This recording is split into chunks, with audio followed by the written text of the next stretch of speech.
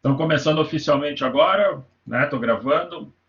Boa tarde a todos, sejam todos bem-vindos. Então, deixa eu só compartilhar aqui já a nossa apresentação. Vamos começar, então. Cá estamos, então, com a nossa aulão de revisão, né? A disciplina de hoje que eu vou trabalhar com vocês são tópicos de arquitetura e organização de computadores. Tá? Uma disciplina que ela é comum a todos os cursos de TI que nós temos na FADERGS, né? Ela é muito comum, né, em cursos de TI. É uma disciplina já, eu chamo ela de clássica, dentro dos cursos de informática, porque ela trabalha, né, uma coisa básica dentro do mundo da TI. Né? A gente vê ali como funciona o hardware do computador, ela aborda coisas mais, vamos dizer, do baixo nível, né? Modelos computacionais. Então, a gente tem essa disciplina aí, acho que desde o primeiro curso de, de TI superior, ou seja lá qual for, né, essa disciplina sempre está presente, pelo menos alguns tópicos dela sempre estarão presentes no curso. Né? Então, eu já ministrei essa disciplina, né, já algumas vezes na FADERGS. A gente já trabalhei com as turmas, né, variados alunos de redes, alunos de computação, de ADS, de jogos, gestão de TI, todos os alunos têm contato com essa disciplina. Né? Então, vamos passar aqui, né? Então, me apresentando para quem não me conhece, alguns eu acho que são meus alunos, né? Meu nome é Alexandre Denicolo, tá? Eu estou na FADERGS desde 2015. Tá? Eu trabalho mais voltado a disciplinas do curso de redes, que é a minha área, redes de computadores, né, principal. Mas também trabalho algumas outras disciplinas, como por exemplo essa, né, que não é específica de redes, né? Trabalho também com lógica de programação, trabalho com outras disciplinas que pegam alunos de outros cursos também, né? Mas quem mais me conhece é o pessoal de redes. Né? Alguns alunos que eu estou vendo pelos nomes aqui já são meus alunos nesse semestre, estão chegando também. Né? Então, né, minha graduação, então, ela é voltada em redes, né, em telecomunicações, mas eu sempre fui voltado a redes, né. Tenho muito interesse, tenho especialização em segurança da informação. É um dos tópicos que me interessam sempre, saber segurança, né. E é isso, né. Então, esse sou eu, né. Tem alguns nomes aí que eu não conheço, então deve estar me conhecendo hoje. Provavelmente, se fizer alguma cadeira de rede adiante do curso, como optativa, alguma coisa assim, vão acabar tendo aula comigo também. Né?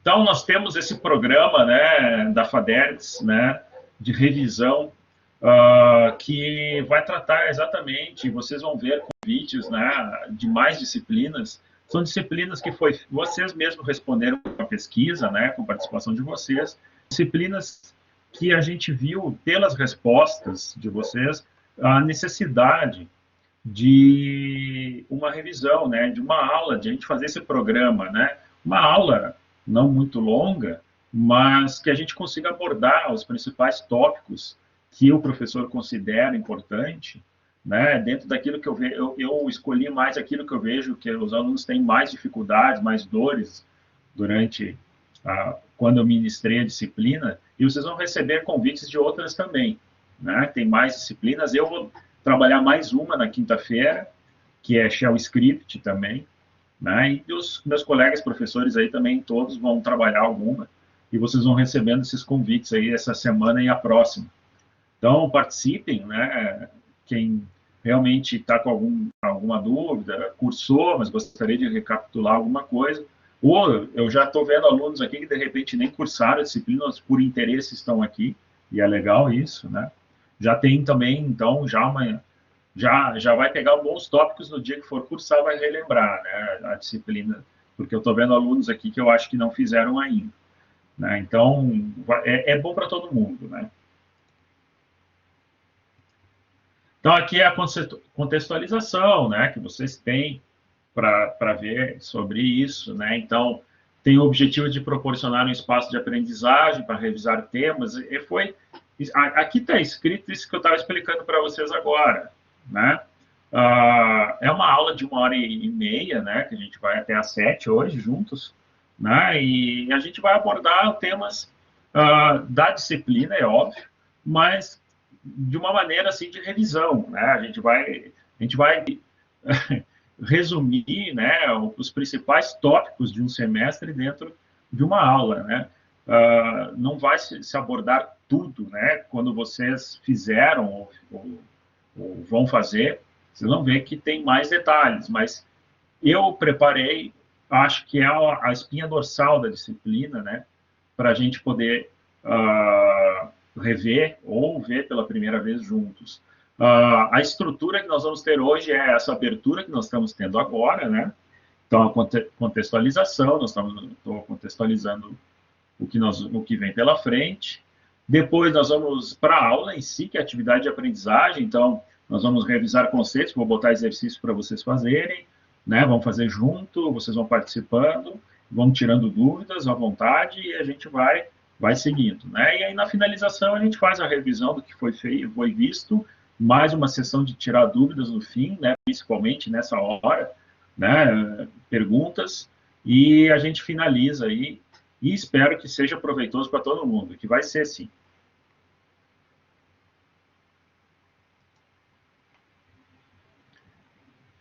Então, o que eu vou trabalhar com vocês é falar de arquitetura básica de computador, os conceitos, né, os conceitos iniciais, o modelo básico de um computador, né, o modelo von Neumann, falar sobre essa questão de CPU, o C, ULA, né, ali de início, né, depois abordar, né, sistemas numéricos, que parece ser algo, né, que pega bastante, né, em outras disciplinas ele tem muita utilidade, né, conversão e saber os sistemas numéricos, binário, hexadecimal, octal, né, é uma dos tópicos da disciplina, e a gente acaba usando isso em redes, por exemplo, se usa muito essa questão de binários, octais, hexadecimais, e é importante estar bem nisso aqui, né? E aí a gente vai fazer uns exercícios de conversão também.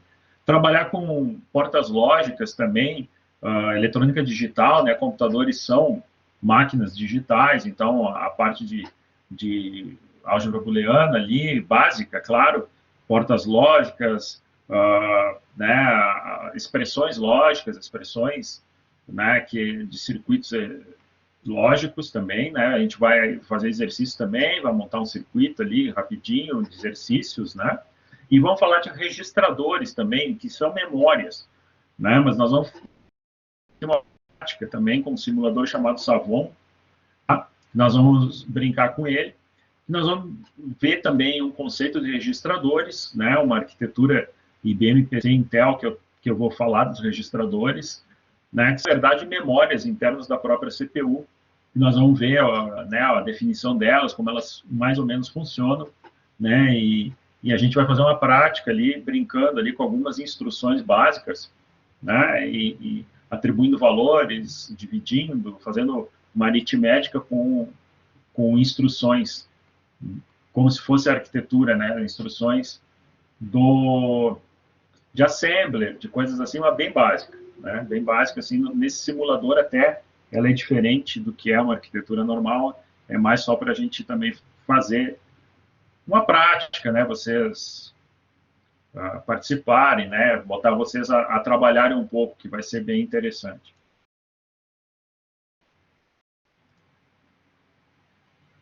Então, começando, né? Definindo, né? Vocês saberiam me dizer qual é a definição, né? Quem já cursou, lembra, a disciplina fala em arquitetura e também organização, né? Arquitetura de computadores e organização de computadores, né? Quais seriam essas definições? O que quer dizer uma coisa, o que quer dizer outra, né? Por que a disciplina tem esses dois nomes? Ela aborda as duas coisas? Como é que funciona isso, né? Alguém já cursou essa disciplina de vocês aí que que estão presentes aí, vocês já cursaram essa disciplina, pode botar aí se sim ou se não aí, para mim, até para eu ter uma ideia, se a turma é mais gente que já cursou a disciplina ou é gente que está vindo agora para conhecer ela. Né? Se vocês puderem colocar aí, eu agradeço. Daniel já foi, né? Daniel, aluno de redes, né? Bom, só o Daniel, então, né? Bom, vamos ver, então, né? Qual é a diferença entre essas duas? Carlos também, tá? Jefferson também, já, então, pois é, essa revisão é exatamente para essa, né? O José Luiz Lau também, não. Então, vocês que já cursaram, sabem me dizer aqui, no chat mesmo, aí vocês saberiam definir as duas coisas, o que é uma arquitetura, o que é uma organização, assim, a definição? Alguém se arriscaria no chat a me dizer?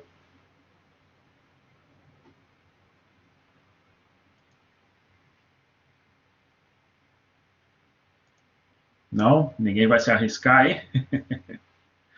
Tá. Na verdade, as duas coisas... na verdade, as duas coisas têm a ver uma com a outra, né?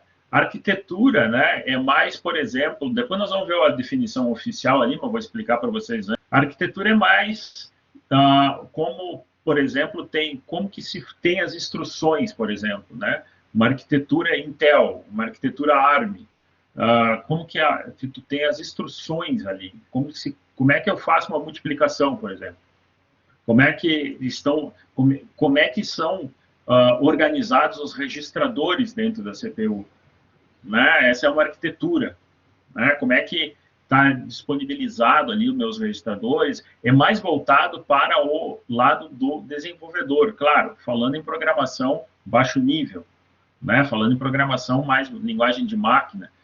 Como é que se faz uma operação? Como é que se acessa a ULA, a unidade lógica aritmética, né? Pois é, é uma maneira assim a arquitetura. Então, nós vamos ter, por exemplo, eu programar um IBM PC, eu tenho acesso a um tipo de instrução, a determinados registradores dentro da CPU, e eu vou usar aquilo ali. Né? Eu tenho que saber usar aquilo ali, eu tenho que ver qual é a arquitetura. Se eu vou num ARM, terão registradores, terão outras instruções, mas é uma arquitetura diferente, uma maneira diferente de trabalhar, né? Então, é diferente, né? Um RISC, um CISC, né? A diferença, o ARM, né? Um RISC, né? Então, a gente tem outros registradores que se comportam de alguma maneira, algumas coisas são parecidas, mas muda, né? Então, quando eu estou falando mais próximo de uma linguagem mais próxima à linguagem de máquina, cada um tem a sua arquitetura, né? Cada um tem sua forma, né, de fazer. Tu pega ali um microcontrolador, tu quer usar uma linguagem, tem linguagens de alto nível que vão compilar para nós para isso. Né? Então, quando tu está programando uma linguagem de alto nível, aí tu vai ter o compilador e ele vai fazer isso para nós, por isso que elas se chamam de alto nível. Daí a gente não vai estar tão preocupado com isso. Né? E aquele código vai ser compilado de acordo com a linguagem daquela CPU. Né? Mas se a gente está numa linguagem mais baixo nível, a arquitetura importa bastante. Então, é mais fechar. Por exemplo, se eu for fazer uma linguagem de máquina, se eu fizer para um PC, para o meu PC, e fizer para outro depois, que é uma outra arquitetura, eu vou ter que mudar todo o código, de acordo com a arquitetura dele. Isso é arquitetura. Né? Organização é mais o que o Jefferson ali, eu acho, né? O Jefferson contribuiu dizendo ali, a arquitetura é a forma como é construídos os componentes. Eu colocaria isso na organização. Né? Onde estão, que tecnologia de memória a gente usa, né? Que tecnologia de barramento tem na placa, como distribuídos ali o processador, a memória, né? O coprocessador, né? Isso seria a organização. Né? Isso já seria a organização. A arquitetura é mais voltada para disponibilizar recursos a um programador. A organização é mais o hardware propriamente dito, né? Como são construídos os componentes. Memória, eu uso DDR5, eu uso DDR4, meus barramentos de tantos bits, né? O PC, a CPU, desculpa, a CPU fica perto ou longe da placa de rede, na minha placa mãe, né? Essa é a organização. Então, assim, falando, né, mais informalmente, é isso que é uma e a outra definição, né? E eu trouxe, claro, aqui já uma definição mais oficial, né? Que diz aqui, né? Ó, são atributos visíveis ao programador, a arquitetura, aquilo que eu estava falando. Conjunto de instruções. Quais são as instruções que eu tenho? Né? Meus registradores, quantos bits tem? Né? Como que eu posso representar os dados? Quantos bits eu tenho para representar esses dados com os registradores dessa arquitetura? Quais são os meus mecanismos de entrada e saída? Como que eu endereço as coisas, né? Então, aqui ainda bota como exemplo, né, existe uma instrução para eu multiplicar, ou essa arquitetura não existe uma instrução de multiplicação e eu tenho que fazer somas. Aí vai depender da arquitetura. Né? O aluno curtiu minha camisa, legal, só não pena que eu não sei quem ele é o aluno. A organização já é como os recursos são implementados. Né? Sinais de controle, interfaces, como eu falei, tecnologia de memória.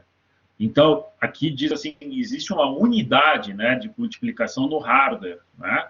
Então, aqui a organização, se tem um processador lá no hardware, né, que faça operações aritméticas, onde é que ele está? Dentro da CPU, fora, mais antigamente ficava fora, hoje já a CPU traz tudo dentro dela. Né? Então, isso é a organização. Né? Então, isso são as duas definições, assim, para diferenciar uma da outra, mas as duas andam juntas. Né? Então, a disciplina se chama por causa que ela estuda exatamente essas coisas. Né? As duas coisas andam de mão dadas, né? Uma coisa leva a outra. Então, a gente tem esse conjunto, né, de definições assim, que dão o norte da disciplina.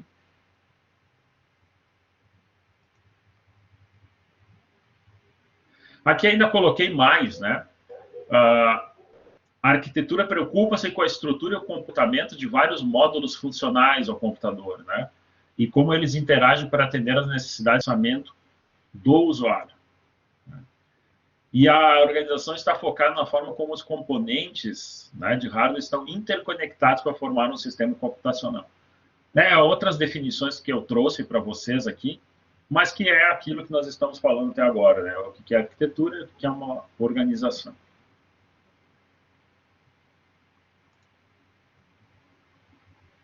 Então, todo computador tem uma estrutura lógica básica. Né? O que nós temos num computador, a coisa mais básica, os componentes mais básicos, eu coloquei aqui. Né? Vai ter que ter sempre um processador, que é a CPU, né? Não é a CPU popularmente conhecida, que hoje, né, nós estamos mais com os notebooks e celulares, né, e aquele PC desktop, né, ele já não é mais tão falado, mas muito foi popular chamar todo o desktop de CPU, né? Isso popularmente é falado. Carrega aqui a minha CPU, né? Instala a CPU para mim aqui. Mas isso nós, né, que somos da área, temos que saber que CPU é o processador, é a unidade central de processamento, é o cérebro ali do nosso computador, né? A CPU que vai estar lá coordenando tudo e que ela tem componentes internos dentro dela ainda, né?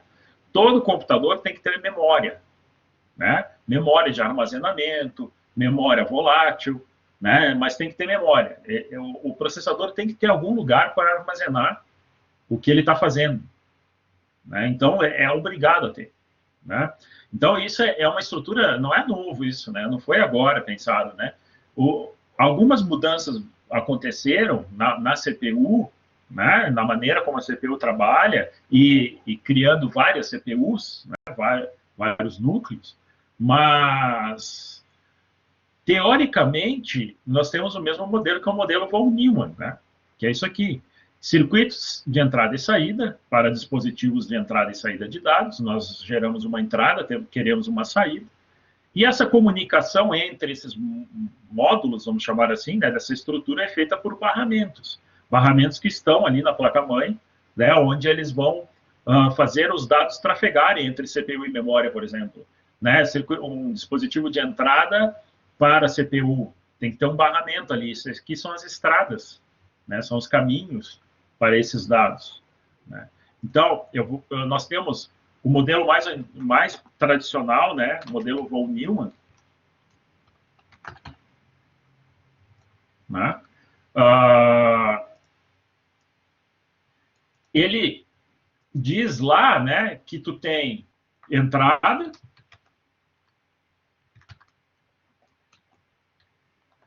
processamento e saída, né? O que tem aqui de processamento ainda tem o risco, perdão do risco torto ali, né? Mas aqui tem armazenamento ou memória, né?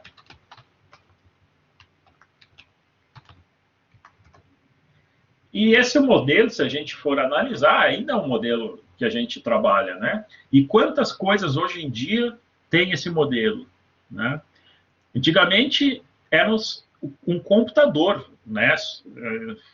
Aquela máquina, aquela coisa que fazia isso, o computador, né? Hoje a gente tem praticamente tudo como computador, né? E tudo tem um processador, tudo tem uma memória, tudo tem uma entrada e uma saída, né? Nós temos a Smart TV, né? Geladeiras inteligentes, tudo que traz hoje, né? Traz esse modelo, né? Nós temos uma entrada de dados, um processamento, memória e saída, né? A memória sempre é necessária, né? A memória, mesmo que seja essa memória, ela pode ser até interna no processador, né? Dentro do processador. É uma memória mais rápida, mas mais cara também de implementar. Mas a gente pode ter lá dentro, né? E nós vamos ter esse modelo, que é chamado modelo von Neumann. Né? O que mudou ao longo do tempo, o que veio evoluindo, foi a questão do processamento ser paralelizado. Né? O modelo von Neumann é SISD, que a gente chama, tá? Single Instruction, Single Data. Né?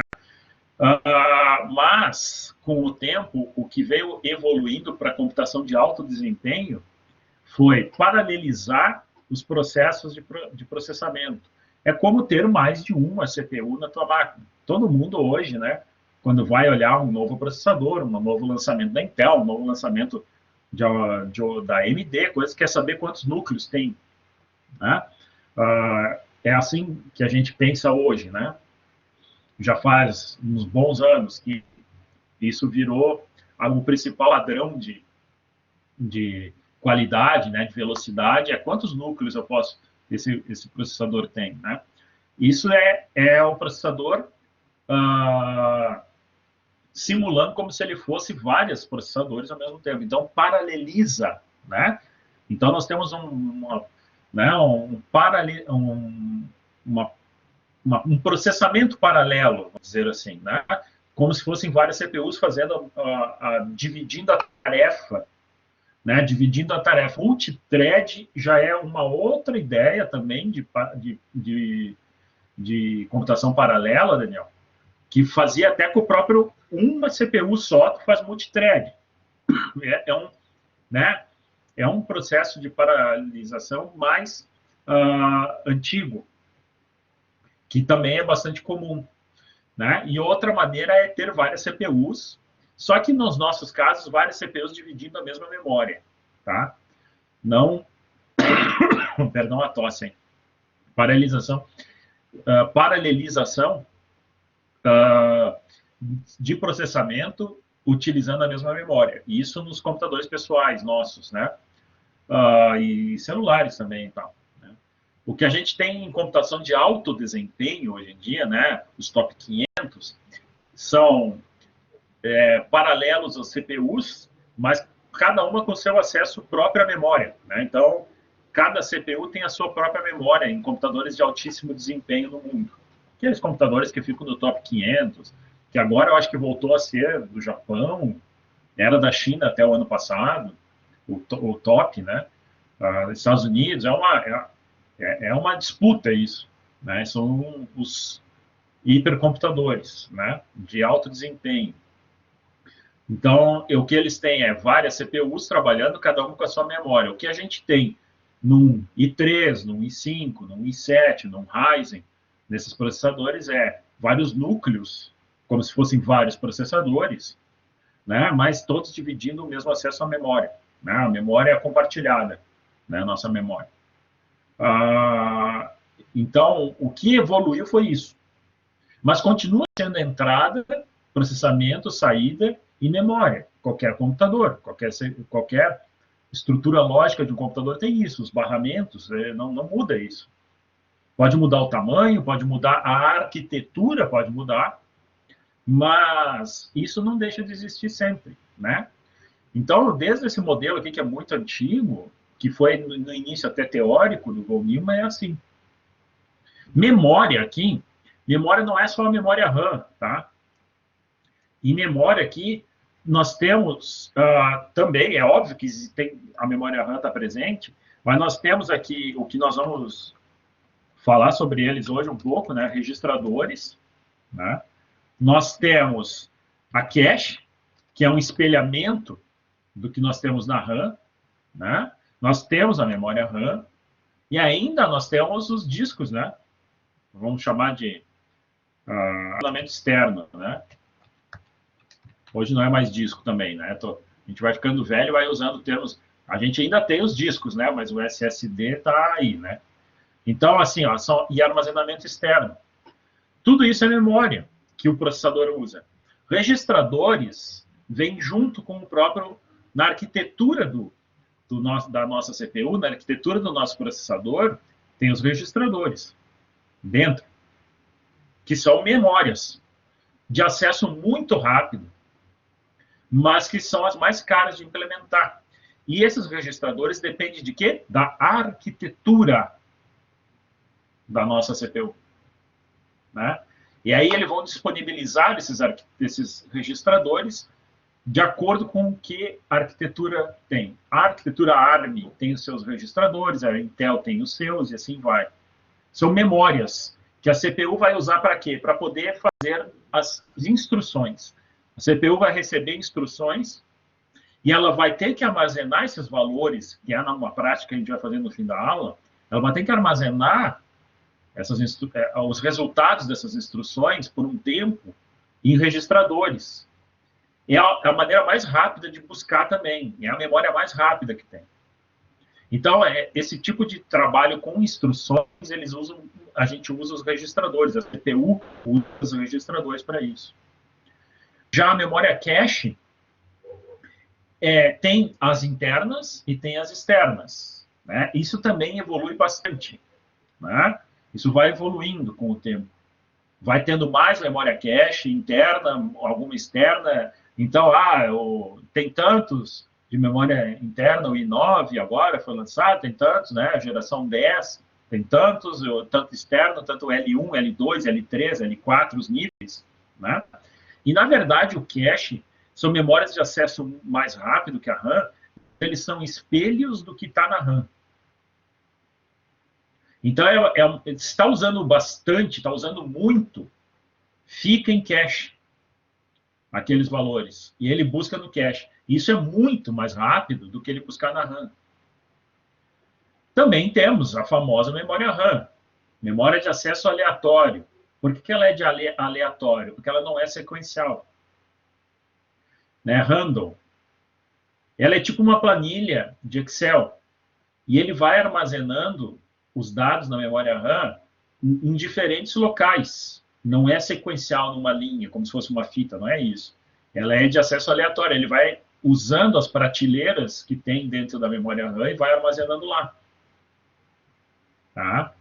Só que o acesso à memória RAM é muito mais lento, acesso a cache, que acesso a registradores. Mas ele usa a memória RAM, né, para guardar também, né, vai na memória RAM os dados que eles estão trabalhando, que a CPU está trabalhando. E ela busca lá na RAM. Mas toda vez que ela tiver que buscar na RAM, será um pouco mais lento. Quando ela busca demais na RAM, ela armazena no cache se tem espaço. Por isso que quanto mais cache tiver, melhor. Mais coisa ela se espelha aqui no cache, que é mais rápido. Tá, professor, então por que não faz tudo com cache? Preço. Por que não faz, se memória RAM é lenta, por que não faz tudo assim? Preço, unicamente preço. Né? Ficaria, já são caros, né? Imagina, ficaria muito, muito caro uma organização, né? Um computador, que o cache fosse a única memória. Tinha que ter lá, né? Nós temos aí 16 GB. 16 GB de cache, é muita coisa, assim, só, né? A memória RAM, a gente precisa dela por causa de valores. E ainda, por fim, ele armazena externamente, no SSD, no HD, num disco externo. Ele armazena também a CPU externamente. Quando a memória RAM está lotada, o HD não fica trabalhando o tempo todo lá, fica toda, né, ele fica trabalhando lá e a máquina começa a ficar lenta. Por quê? Porque a memória RAM lotou, ficou em 100% e ele está usando o HD para armazenar e buscar dados.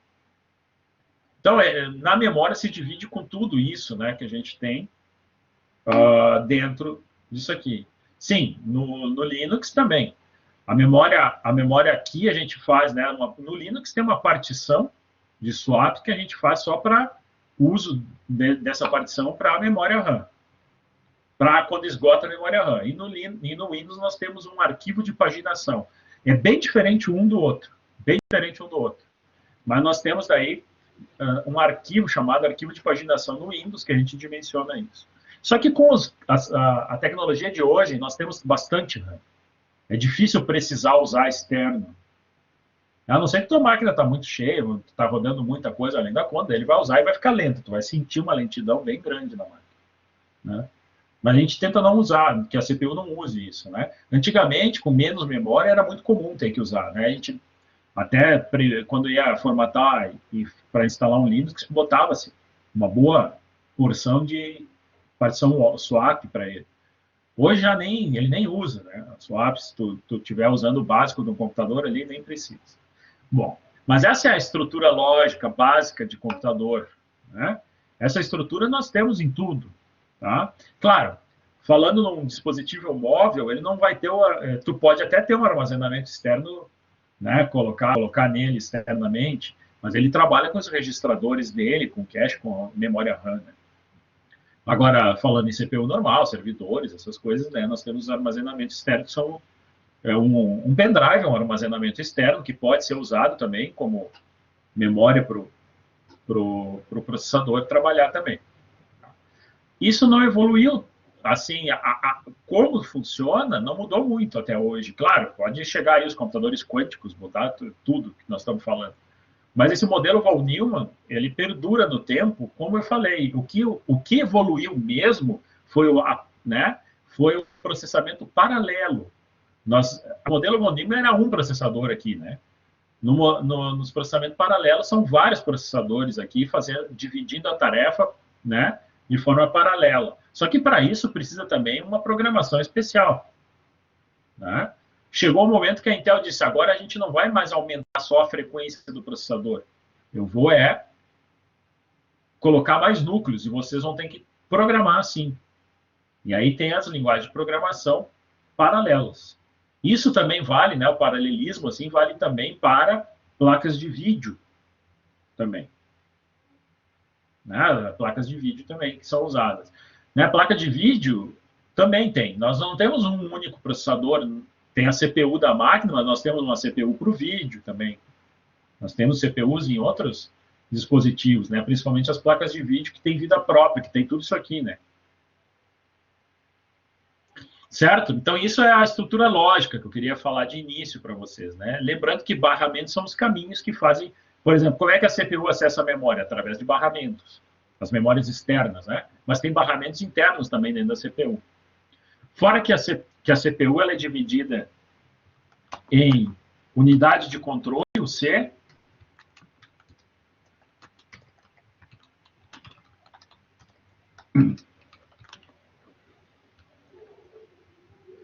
e também a ULA, unidade lógico-aritmética.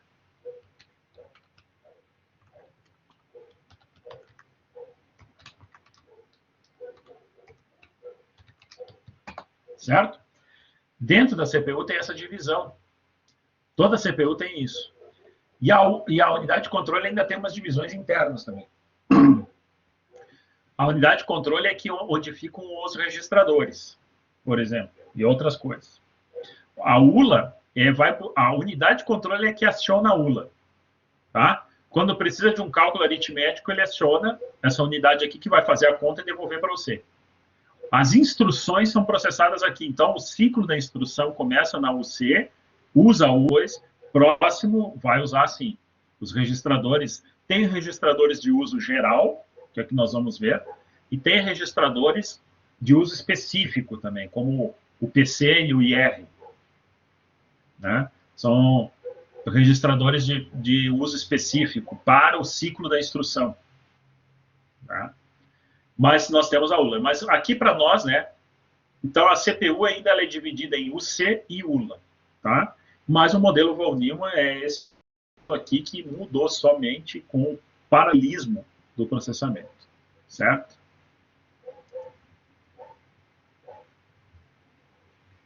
Mudando de assunto, né?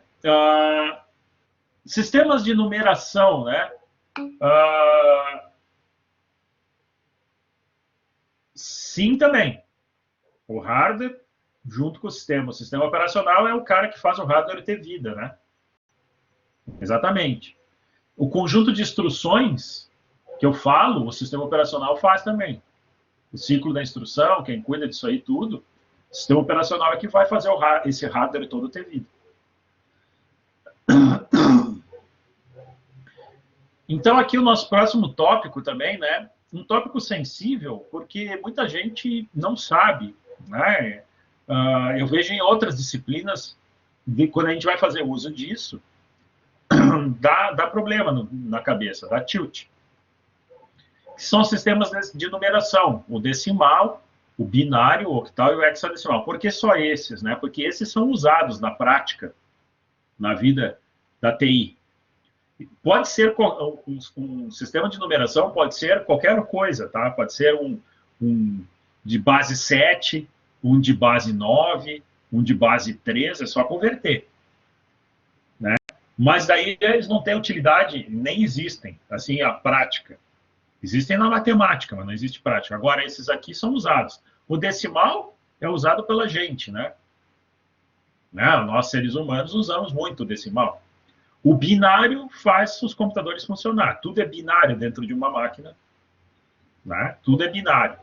Octal a gente usa como programador, como administrador de rede, algumas coisas em Linux, principalmente, a gente usa base octal.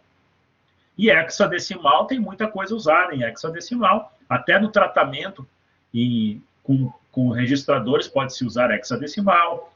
E em pessoal de redes usa muito hexadecimal em IPv6, né? E outras coisas, configuração de roteador, a gente acaba usando a base 16.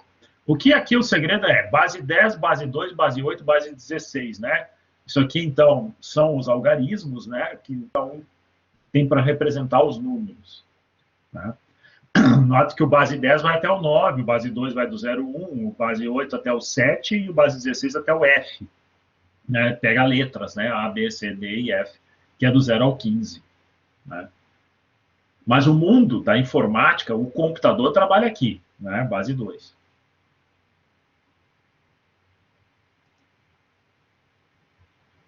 Então, por exemplo, aqui, ó, base 10, uma curiosidade apenas. Esse negócio que fala base 10 é essa base aqui, ó, das potências. Então, por exemplo, esse número. Isso aqui está em decimal, tá? 1572 em decimal. Se eu separar os algarismos, eu tenho assim, ó, essa unidade, a dezena, a centena e o milhar, né? Então, eu começo da esquerda para a direita montando, é assim que eu tenho, ó. 2 vezes 10, e essa aqui é a posição 0, essa é a 1, essa é a 2, essa é a 3.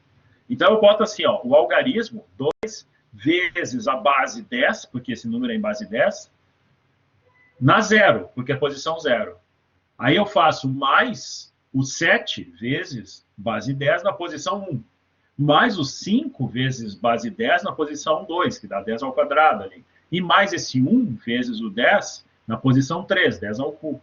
Se eu resolver essa conta, eu vou ter 1572. Né? Por isso que se chama base 10. Né? Então, a conversão de alguma coisa para base decimal é sempre usando as bases, assim, sempre calculando, usando essa conta aqui, é só usar a base. Então, se eu boto lá, se eu fosse base 3, tu tem um número em base 3, claro que não teria o 7 nem o 5 aqui. Mas tu tem um número base 3, é só usar, para converter para decimal, é só usar o 3 aqui, no lugar do... Tem o base 4, é só usar o 4 no lugar do 10 aqui, e tu chega no número decimal. Eu tenho base 9 também, então a mesma coisa, para o octal, é base 8, para o binário, é base 2, para o hexadecimal, base 16. É isso aí que é o segredo para a gente poder converter alguma coisa para decimal. E ainda pergunta aqui, né? E se for fracionário com vírgula? O que vem depois aqui é 10 na menos 1, 10 na menos 2, 10 na menos 3 e assim vai. Né? O 10 na menos 1 é o primeiro, depois da vírgula, depois vai indo. 10 na menos 2 vai crescendo, 10 na menos 3, e tu faz a base negativa.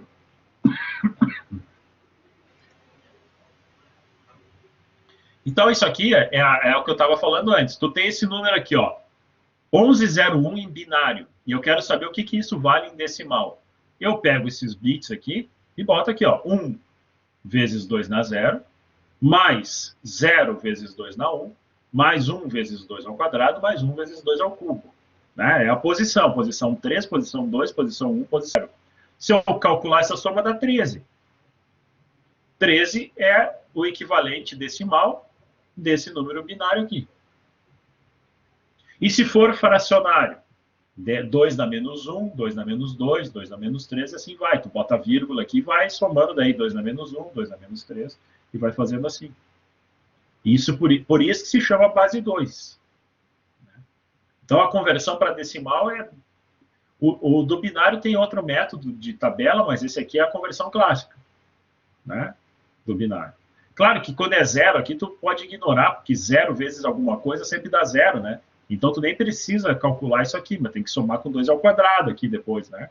2 ao cubo. Então, tu bota, como é 1 ou 0 no binário, tu bota aqui 2 na 0, mais 2 na 1, mais 2 ao quadrado. Aqui, no caso, não, 2 na 0, mais 2 ao quadrado, mais 2 ao cubo, né? O 2 na 1 tu ignora porque é 0. E tu chega em decimal o valor.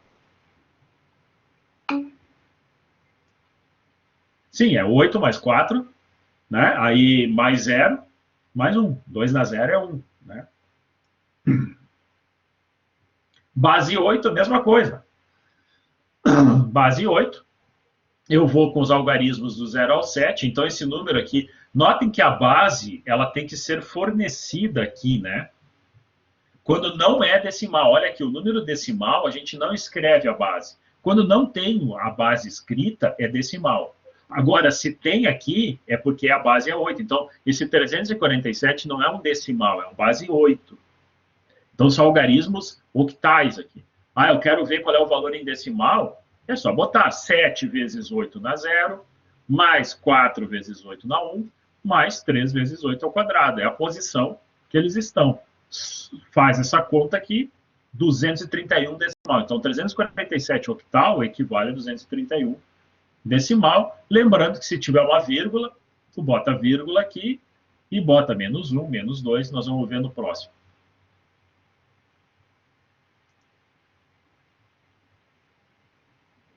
Que é esse aqui, o 4FA. Esse é o sistema base 16, né, que vai do 0 ao F. Então, esse número 4FA está em base 16. Para eu chegar no equivalente ao decimal dele, é A vezes A, que é 10, né? Só que na hora da conta a gente substitui pelo valor, né? O A vale 10, então é 10 vezes 16 na 0. O F vale 15, é 15 vezes 16 na 1. E o 4 é 4 vezes 16 ao quadrado. De acordo com a posição, chegou lá em 1274. Esse é o valor decimal de 4FA. E aqui, ó, um com vírgula. 4FA, vírgula AB, número fracionário da base 16. Então, olha só, é A vezes 16, que é 10, né? 15 vezes 16 na 1, mais 4 vezes 16 ao quadrado, vírgula, o quê? A vezes 16 na menos 1, que é 10, né? E B, que é 11 vezes 16 na menos 2, está aqui, ó. Aí, claro, tu tem que respeitar a vírgula aqui, né? 1274 é isso aqui. Aí, isso aqui tu bota vírgula, soma e dá isso aqui, ó, 0,664. essa conta, tem que fazer essa conta aqui da 0,664, é o que vem depois da vírgula. Então, 4FA, vírgula AB, em decimal, é 1274,0664. Ok? E lembrando, ó, todos os números têm a base informada, né? Só o decimal que não. O decimal a gente suprime, não bota o decimal. Tá? Isso aí, apesar de fácil, assim, eu vejo às vezes, né? Por isso que eu botei, não só nessa disciplina, como em outras, que às vezes não sabem. Se eu peço qual é o decimal disso aqui, sem uma calculadora científica para fazer ali, não sai. Não sai do papel, né? Mas é isso aí. É o básico, né?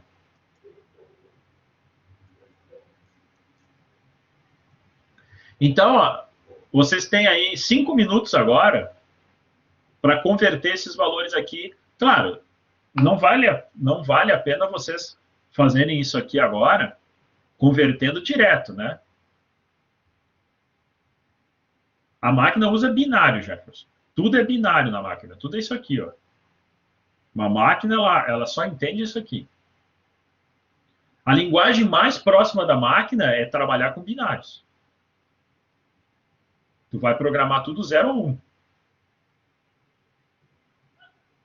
Tudo é convertido para isso. Tu faz um programa qualquer, vai ter um momento que vai ser convertido para isso, para uma sequência de zeros e uns, que é o que o computador vai trabalhar, vai ler, uma máquina decimal, uma máquina digital. Tá, 5 minutos aí para vocês fazerem essas conversões e eu dou a resposta ali.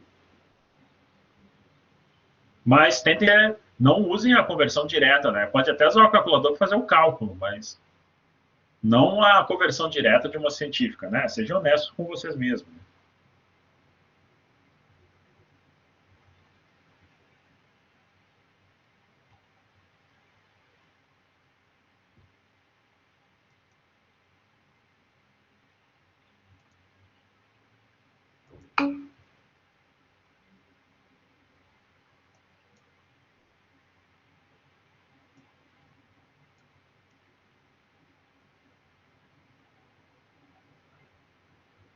Clica, se tu tá vendo, ó, eu e não a matéria, que assim, ó, a direita embaixo deve estar pequenininho ali a matéria, clica ali.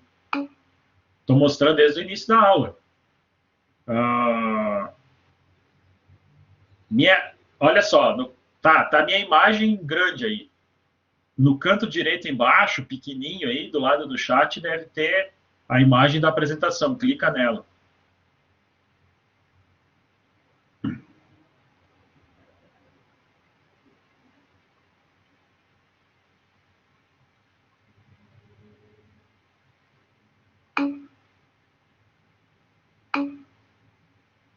Deu?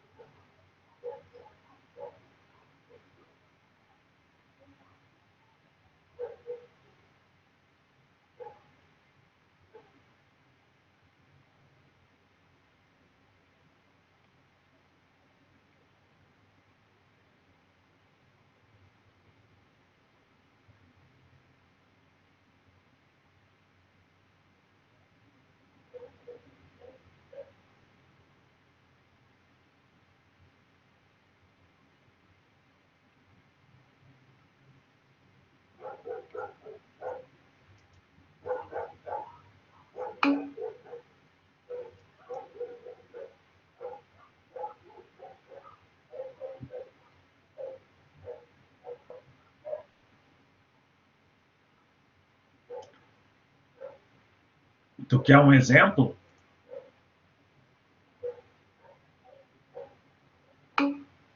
Tá aí.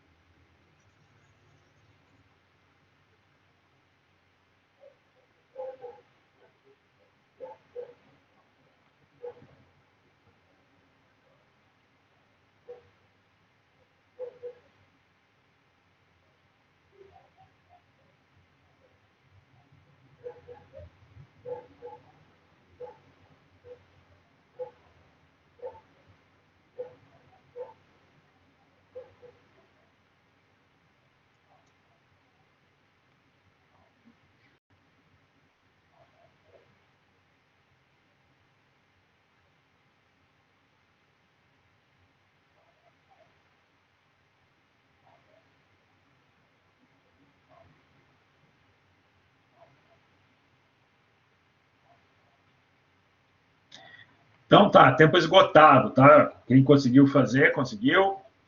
Eu vou botar aqui agora, ó. Vocês podem confirmar aí quem fez. Tá aí a resposta para cada um, né? 743 é 483 em decimal.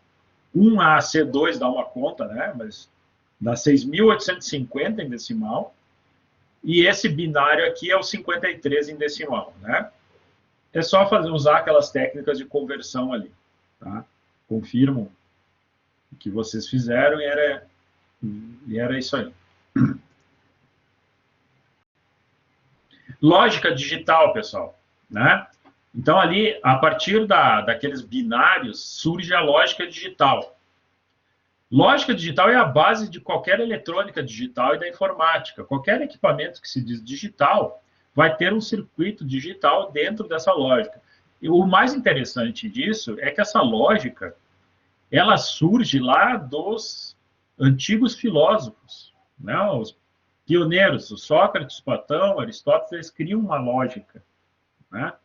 E essa lógica serviu de base para a álgebra booleana depois. E essa álgebra booleana deu origem a circuitos digitais. E os circuitos digitais deram origem a máquinas digitais, que são computadores também. Então, olha só, né? Eles não faziam ideia que eles estavam criando algo que poderia ser útil na tecnologia, mas estavam também, além de outras coisas dentro da filosofia, claro. Então, né, antes, o Jefferson, acho que foi, me perguntou se o computador digital trabalha com 0 e 1, é binário. É uma máquina digital que trabalha com zeros e uns. Só que o circuito digital é um conjunto de portas lógicas. Tá? Essas portas lógicas, elas vão ter entradas, e essas entradas são 0 ou 1, e de acordo com a porta lógica, vai gerar uma saída, que também é 0 ou 1. Sempre 0 ou 1. Então, portas lógicas só trabalham com dois valores, 0 ou 1. Né? E aí, dependendo das entradas dentro de uma porta, vai gerar uma saída. Né? E elas são a unidade básica, como diz ali, da construção de um circuito lógico.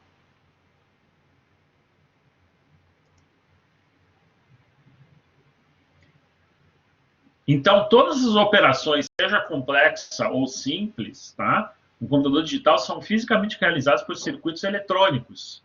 E esses circuitos eletrônicos são circuitos lógicos, que é um conjunto de portas lógicas. Toda a lógica digital moderna se apoia no fato, aí tem o transistor, por exemplo, pode funcionar como um comutador binário muito rápido.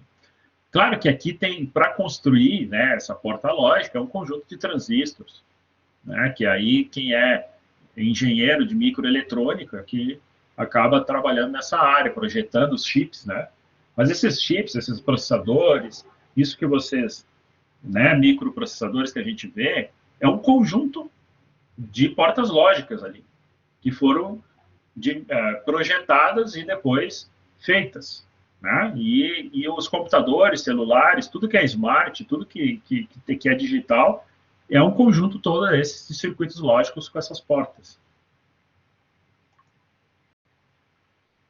Então, nós temos aqui 3 portas básicas, que nós vamos ver, são as 3 mais básicas. A porta AND, ou porta E lógico, né?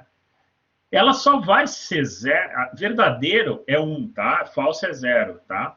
Ela só vai ser 1, ou verdadeira, se todos forem verdadeiros, ou seja, se as entradas forem bit 1, todas as entradas dessa porta forem bit 1, com exceção de nenhuma, vai dar 1 na saída. Agora, se tiver 1, 0 entrando na porta AND, a saída já é 0.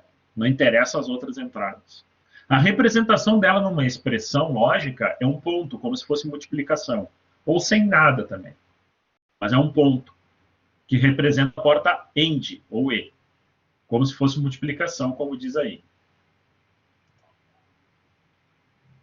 Aqui são os símbolos da porta lógica.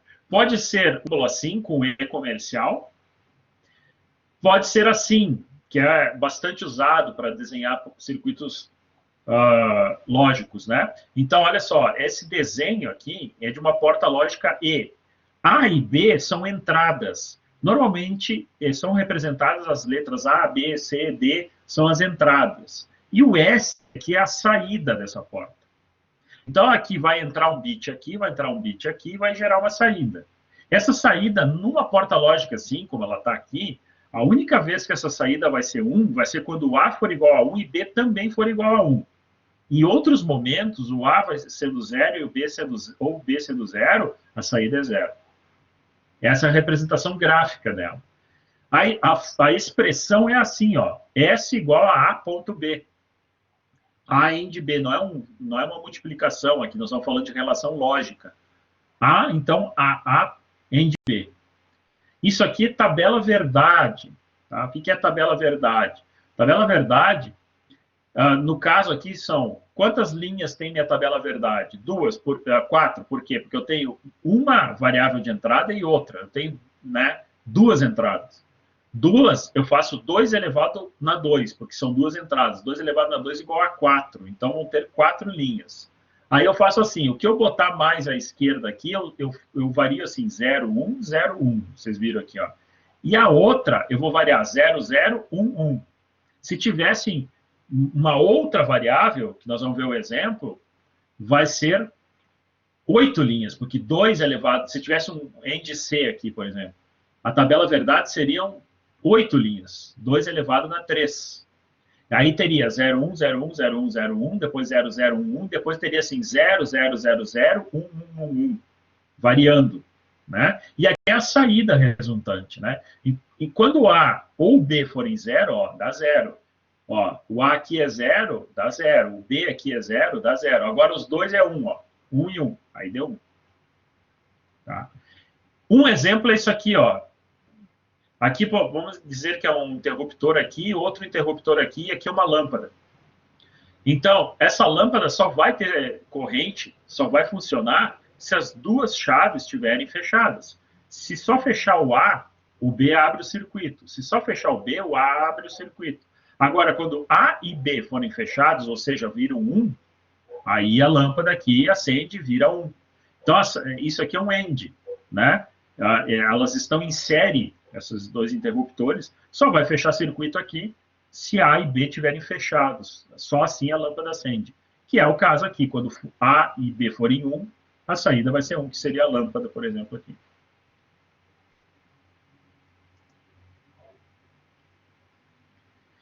Outra porta é o OR lógico, ou OR. O OR é o contrário. Basta uma das entradas serem 1, que a saída é 1. O OR é representado pelo sinal de soma, mais na expressão. Então, aqui, ó, o OR tem esse símbolo também, mas o mais usado em escrever circuito é esse. É parecido com o AND, mas ó, isso aqui é curvo, né? E aqui é mais uma ponta. Né? A gente desenha assim. Aqui, então, uma entrada A, uma entrada B e a saída S. S igual a A OR B, né? Esse mais aqui é o OR, né? A expressão. E aqui é o contrário, olha a tabela verdade dele. Quando basta um deles serem 1, que vai sair 1, ó. Só saiu 0 aqui quando os dois foram 0. Quando os dois forem 0, saiu 0. Agora, aqui o B é 1, já saiu 1. O A é 1, saiu 1. E os dois são 1, também sai 1. Né? A representação, que nem a gente mostrou antes, seria a chave A e B está em paralelo aqui. Ó. Então, a corrente vem aqui, se eu fechar o A, a corrente vem aqui por cima e acende a lâmpada.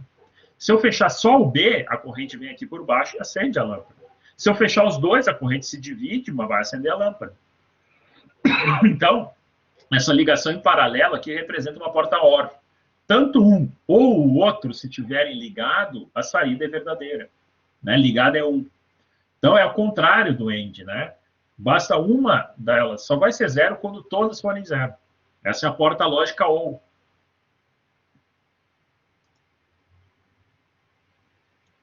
E nós temos a porta NOT, né? Ou a porta negativa, não, que é mais simples, que ela inverte. Né? Ela vai inverter a variável. Né? O NOT normalmente é escrito como uma barra horizontal em cima. Né? Então, o símbolo pode ser esse 1 aqui, nesse modelo, mas muito utilizado é esse aqui nos circuitos digitais. Então, aqui, tu tem a variável A entrando e aqui a saída S. A representação disso é S igual a A com uma barra em cima. Isso aqui está dizendo que ele está invertendo. É bem simples. Se o A for 0 e passa por uma porta NOT, ele vira 1. Se o A for 1 e passa por uma porta NOT, ele vira 0. É uma inversora. Então, o símbolo, a expressão é S com A barrado em cima. É S com A barrado. E a porta lógica NOT, desenho, é esse triângulo aqui com essa bolinha. Então, o que entrar aqui vai sair ao contrário aqui. Né? Então, é uma porta inversora. Como só tem uma variável, são duas linhas, 2 elevado a 1 igual a 2. Então, nessa expressão aqui só tem uma variável A, uma variável de entrada. Então, ou ela é 0 e sai 1, ou ela é 1 e sai 0. Só tem duas linhas. Certo?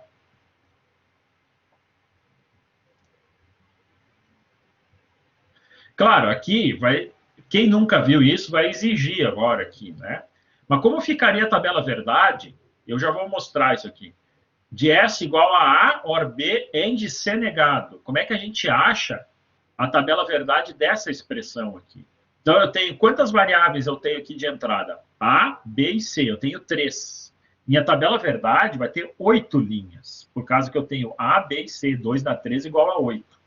Aí eu vou ter que ir passo a passo, encontrar quem é o C invertido, depois encontrar quem é A mais B, e depois fazer, no fim, o A mais B entre o C negado.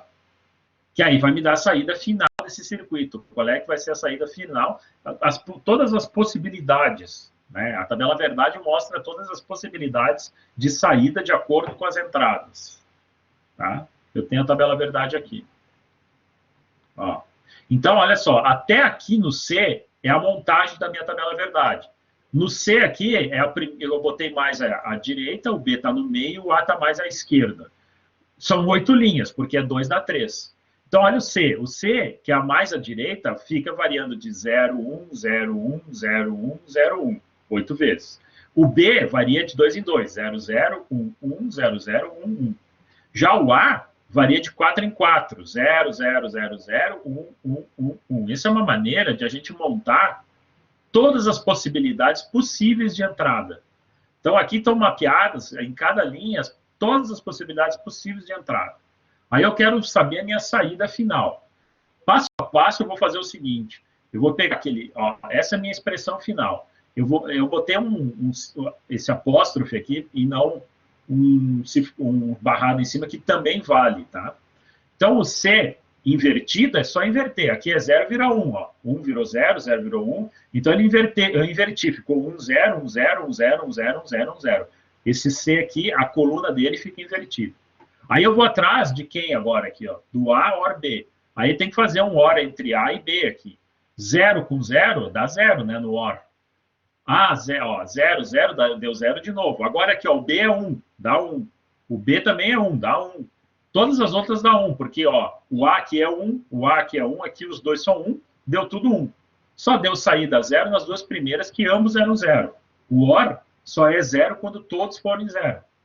Então, aqui, eu já, nessa segunda, terceira, quarta coluna aqui, eu achei o A mais B. Agora eu já tenho o A mais B, o C negado, posso fazer a expressão final, minha saída final. A mais B, AND, o C negado. Então, eu vou fazer um AND dessa coluna aqui com essa coluna aqui. Então, olha só, o AND diz o seguinte, se uma das entradas for zero, a saída é zero. Ó, aqui tem um zero, zero. Aqui os dois são zero, zero. Ó, aqui os dois são um, então dá um. Aqui um é zero, ó, deu zero. Aqui, ó, os dois são um, deu um. Aqui, ó, o C é zero, deu zero. Aqui, os dois são 1, deu 1. Aqui o 1 é 0, deu 0. Então, essa aqui, ó, é a coluna final, é a minha saída. Aquela expressão A mais B AND C negado, é isso aqui, ó. 0, 0, 1, 0, 1, 0, 1, 0. São todas as possibilidades de saída de acordo com A, B e C. Então, quando A, B e C forem zeros, dá 0, ó. Quando o A for 0, o B for 1 e o C for 0, vai dar uma saída 1. Tá? Aqui, ó, o A é 1, depois os outros são 0, também deu saída 1. Né? Mas olha só, quando os três forem 1, a saída é 0. Ó. A saída é 0 por causa dessa expressão aqui. Dessa expressão lógica aqui. Certo? Então, isso é uma tabela verdade. A gente monta muito essas coisas para lógica, para fazer várias coisas. Aqui é um exemplo, né, básico. E como é que ficaria o circuito lógico disso aqui?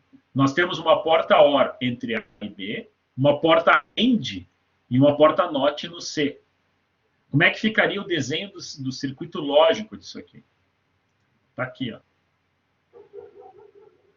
Ó, nós temos um OR entre A e B. Então, A entra numa porta OR, B entra numa porta OR. Só que a saída disso aqui não é a final. A saída disso aqui faz um AND. Nota o parênteses aqui dando prioridade. Esse parênteses aqui dá prioridade. Então, eu resolvo isso aqui, e a saída disso aqui eu faço um AND com isso aqui. Então, a saída desse OR vai servir de entrada nesse AND aqui. E quem é a outra entrada do AND? É o C que passa por uma porta NOT primeiro, né, porque ele tem a barra em cima lá, passa por uma porta NOT e depois entra aqui. Então, esse aqui é o circuito, né, e aqui é uma porta AND, né? E aqui sim é a saída final, aí acabou. Essa é igual a isso aqui. Então, esse aqui seria o circuito, o desenho do circuito lógico. Teria três portas. A porta OR, uma porta NOT e a porta AND, né? Que sairia aqui. Então, é assim que a gente vê o desenho, faz o desenho de um circuito lógico usando as portas que a gente estudou aqui hoje. Certo? Vamos falar de registradores. Registradores são o topo da hierarquia da memória, são os mais rápidos, tá? É o meio mais rápido, mas também é o meio mais caro da CPU armazenar dados, como eu falei antes, de memória. Os registradores estão internos na CPU e depende de cada arquitetura.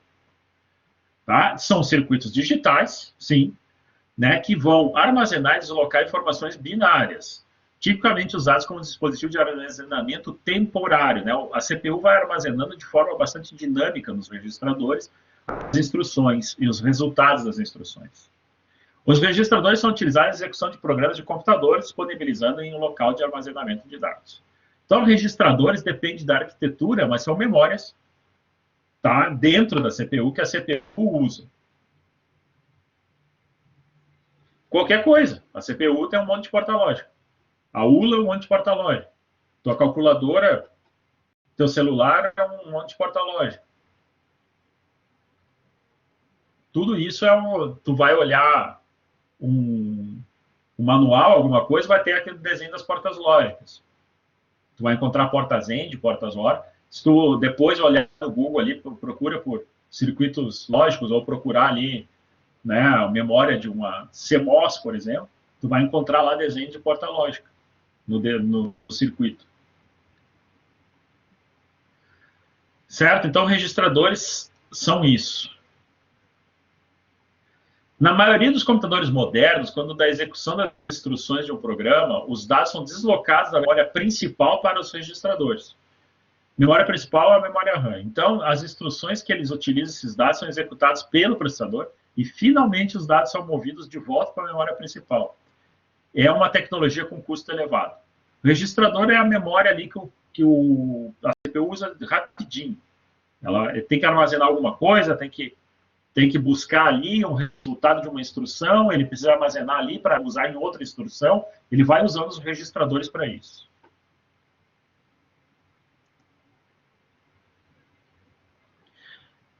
Aqui eu trouxe registradores, um exemplo de registradores de 32 bits de uma arquitetura Intel PC. Tá? Esse aqui é do PC.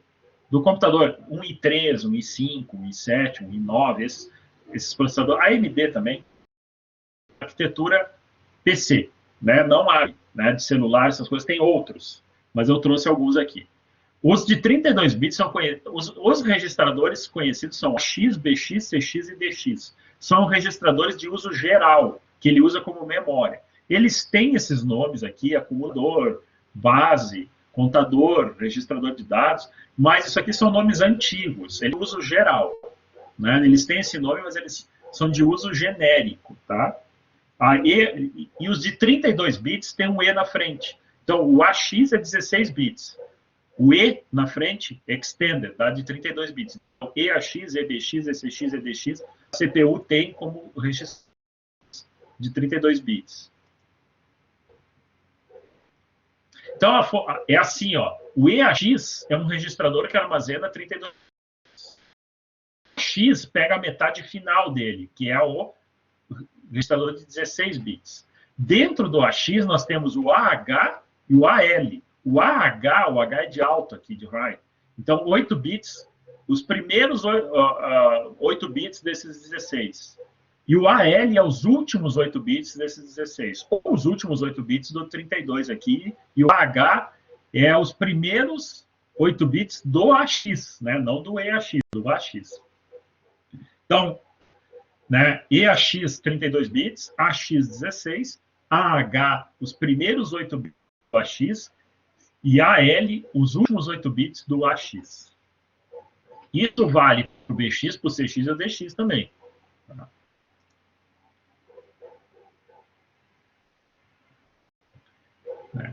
Então, aqui, ó, um exemplo. Se no EAX eu tenho... Isso aqui está em hexadecimal. Ó.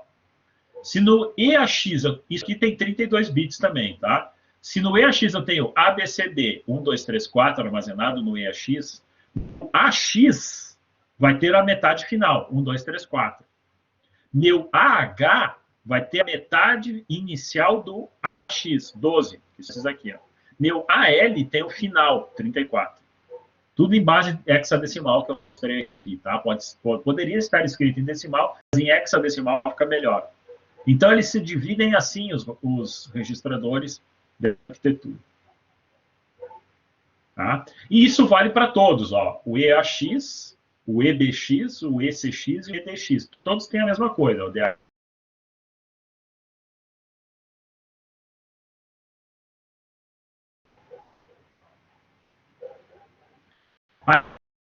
Conjunto de instruções.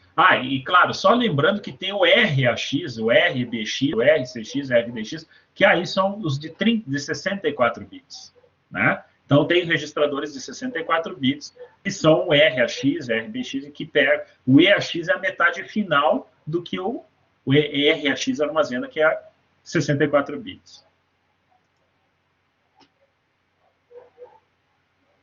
Então, nós temos algumas instruções básicas. Por exemplo, o move. O move, eu vou mover um valor ou valores entre os registradores. Então, eu posso botar assim, ó, move, isso aqui é um princípio básico de assembly, tá?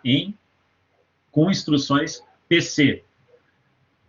Move, dentro do EAX, esse valor aqui em hexadecimal, esse H aqui é hexadecimal, 8CB dentro do EAX.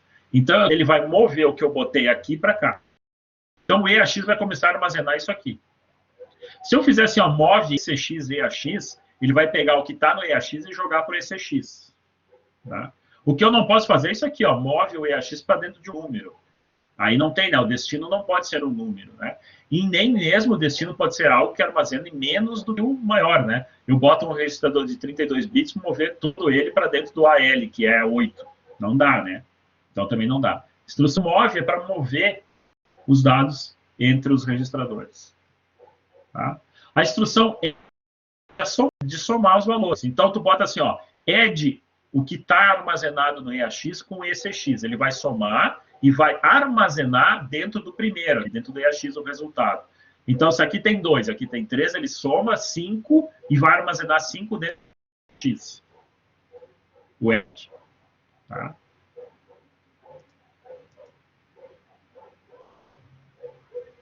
A sub é a subtração. Ele vai, por exemplo, EAX, ele vai subtrair o que está armazenado em EAX com EDX e o resultado armazenar em EAX. Então, aqui tem 5, aqui tem 3, ele vai pegar 5 menos 3 igual a 2 e vai armazenar em EAX. Ele substitui, né? O que tinha no EAX deixa de existir e o resultado vai valer isso. Isso é o sub.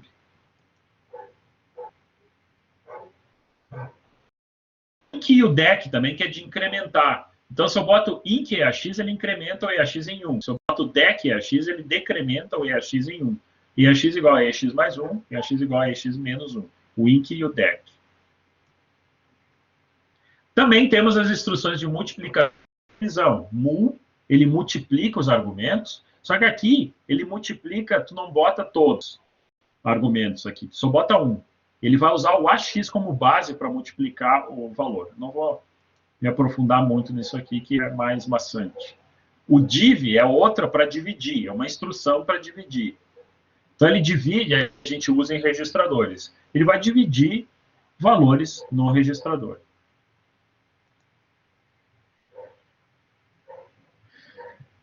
Eu vou botar agora aqui para a gente finalizar, eu vou botar aqui um link para vocês baixarem esse Savon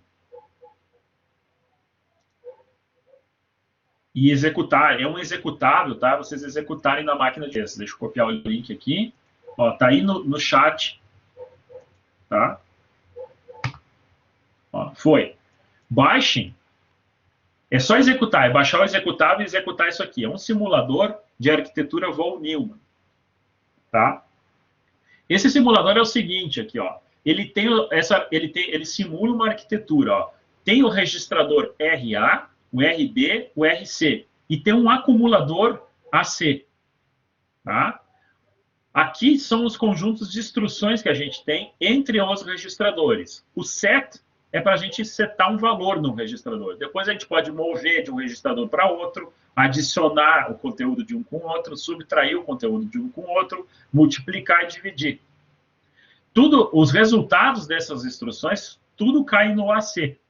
Mas eu posso mover do AC, o resultado do AC também para dentro de um registrador.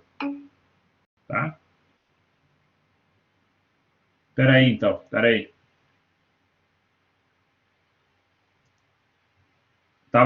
Tá. Vou mandar de novo aqui. Agora está livre.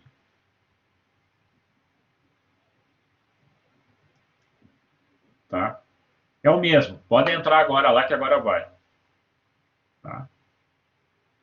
É fácil. Baixa rapidinho, executa e vocês abrem essa tela aqui. Tá todo mundo já com ele aí?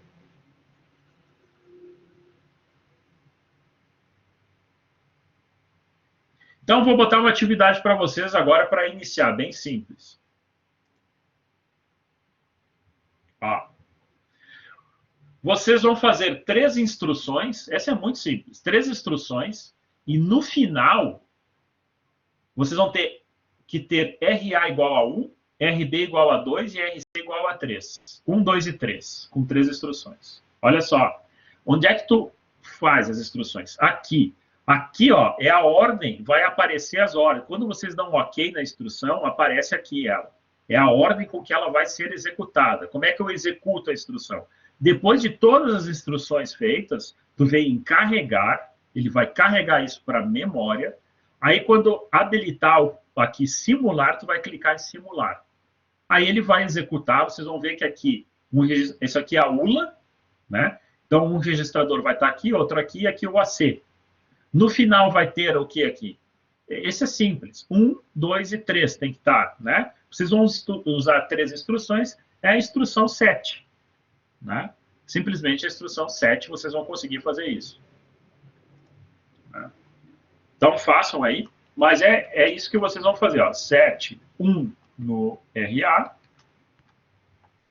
7, 2 no RB, 7, 3 no RC. Né? É só isso. Vocês vão usar 3 instruções set.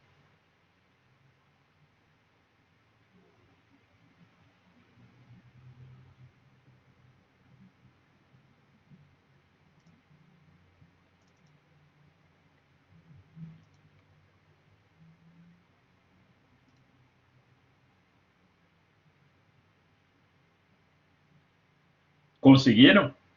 Me deem um feedback aí. Daniel está conseguindo, só ele está participando? Vamos seguir, eu vou seguir. Esse foi só para esquentar, né? Não tem lá muito desafio, só a instrução 7 com o registrador aqui. Tá.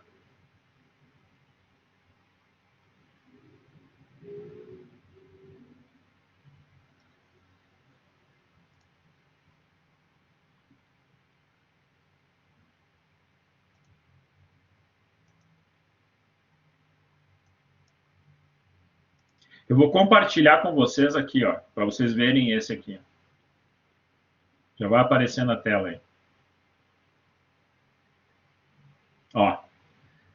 Então, o que vocês vão fazer aqui, ó? No set, vocês vão botar 1 para quem? Ó, RA, RB ou RC? Para o RA. Ok? Ó. Aí aparece aqui, ó, 7, 1 para o RA.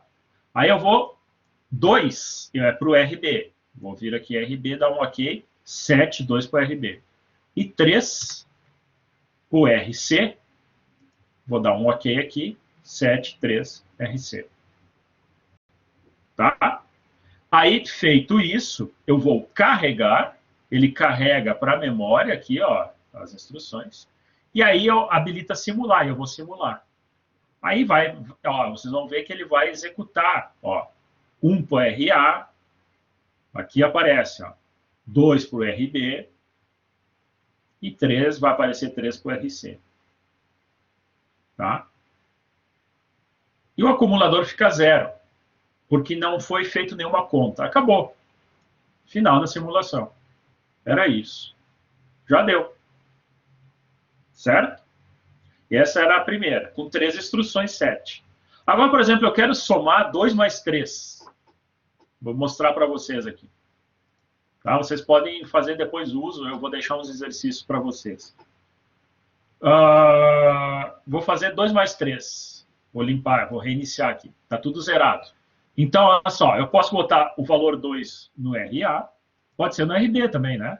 Valor 3 no RB, poderia ser qualquer um desses. Agora eu quero somar. Olha aqui, add.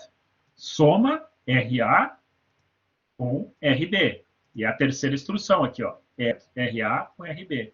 Só isso, só para mostrar para vocês. Aí eu venho, carrego, vou simular. O que vai acontecer agora? Vai setar 2 para o RA. O registrador RA agora vai armazenar 2, está aqui. O registrador B vai armazenar 3. E olha só agora, a conta foi feito 2 mais 3, 5. Olha onde é que ele armazena a conta aqui, ó. Aqui embaixo, que é o AC, que é o acumulador, que é onde ficam os resultados. 3 instruções, ó, contador aqui, ó, isso também é um registrador que conta o número da instrução a ser executada. Ó, executou a instrução 3, que foi a última.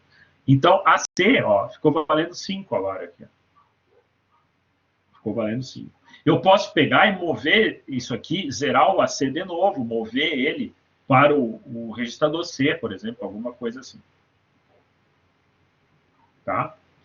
Para finalizar, vamos ver, vou desafiar, então. Deixa eu voltar aqui com a minha apresentação. Vou botar um aqui para vocês.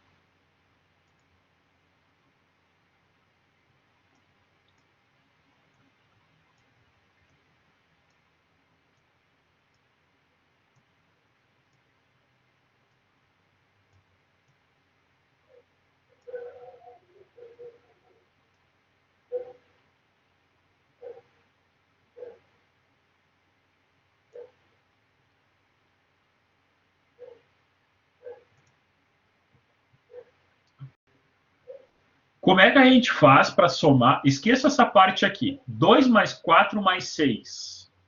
Como é que vocês vão fazer essa conta lá? 2 mais 4 mais 6. Tá? Nem dividam por 6 por enquanto. Só 2 mais 4 mais 6. Com as instruções que tem lá. Aí depois eu faço aqui e mostro para vocês.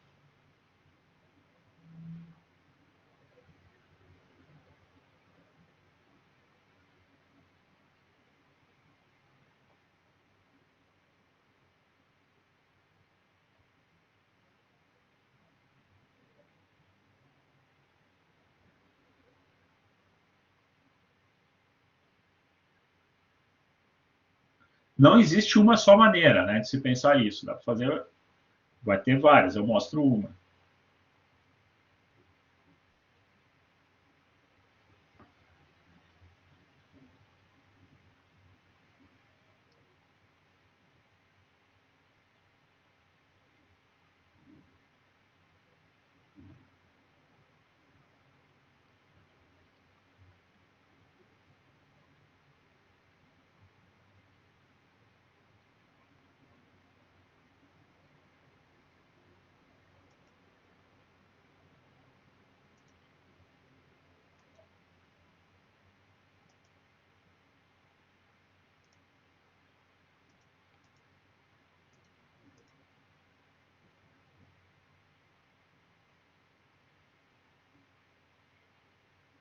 Como é que eu somo 2 mais 4 mais 6? Bom, você está aqui 2 no RA,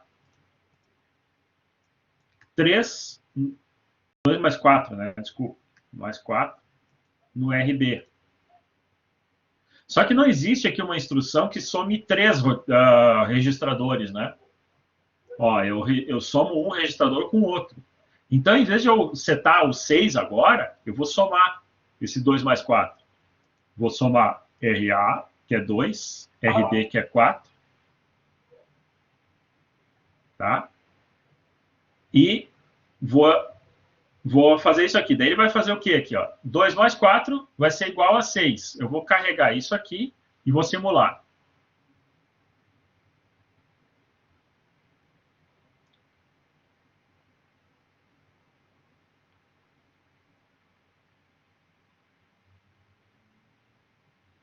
Tá?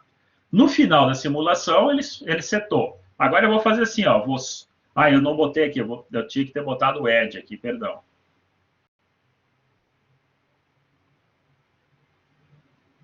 E não vai. Tá. Vou carregar agora sim, ó. Ele vai somar 2 mais 4.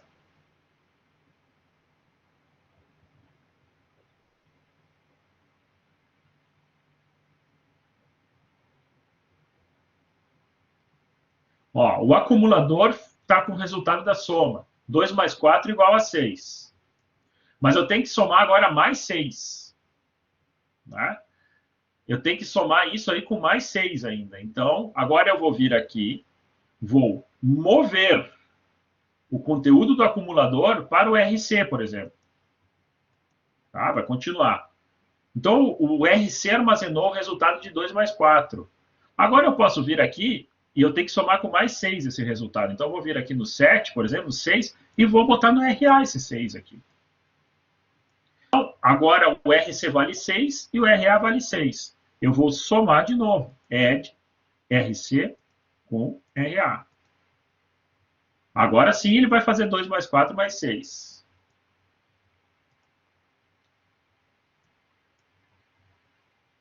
Ó, seta 2 para o RA, seta 4 para o RB, soma RA mais RB e o AC vira 6, 2 mais 4 igual a 6, move o 6 que está no acumulador para o RC agora vale 6, seta o 6 no RA, e aí somo o RC com o RA, que me dá o resultado 12 no fim aqui, que é a soma de 2 mais 4 mais 6, que é igual a 12, certo?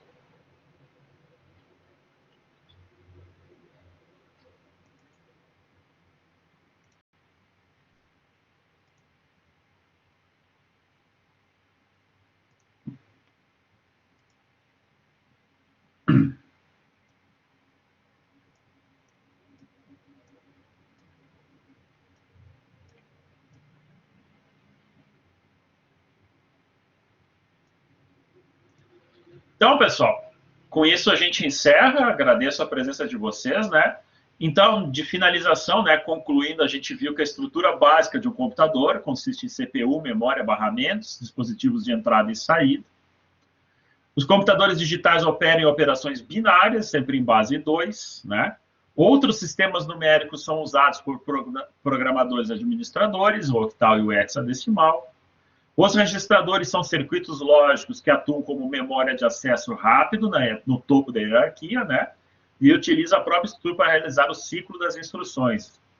As instruções básicas de uma arquitetura são add, sub, inc, mul e div, né? São instruções assembly de uma arquitetura Intel dentro desse cenário que a gente estava vendo aqui.